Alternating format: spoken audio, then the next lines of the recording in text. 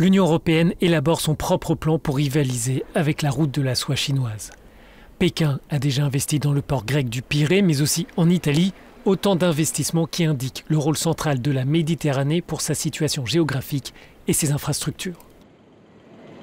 Les 27 ministres des Affaires étrangères se sont entendus lundi pour lancer le programme intitulé « Europe connectée à l'échelle mondiale ». Il s'agit d'établir une liste de projets visibles et stratégiques. Cela a un sens plus large, celui de mettre la connectivité au centre de la politique extérieure. Nous avons commencé il y a 2 ans avec notre accord avec le Japon, mais il semble qu'aujourd'hui, il est plus important pour nous de faire attention aux problèmes de connectivité avec le Moyen-Orient, avec l'Asie centrale et la Chine.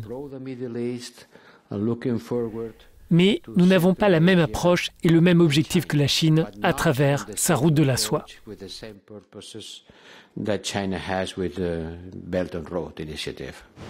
Une meilleure connectivité pour l'Union signifie une diversification des chaînes de valeur et un renforcement de son autonomie pratique et stratégique.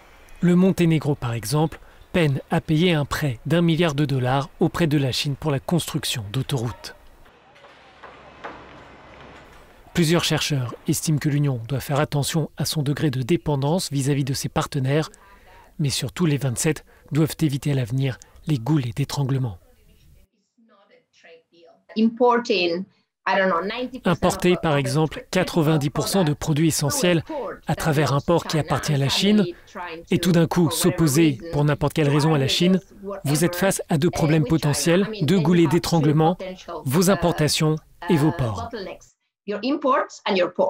Les dirigeants du G7 ont adopté le mois dernier le programme Reconstruire le monde en mieux, dont l'objectif est de concurrencer l'influence chinoise. Pour l'Union, il s'agit d'encourager les partenariats avec les pays qui partagent les mêmes valeurs.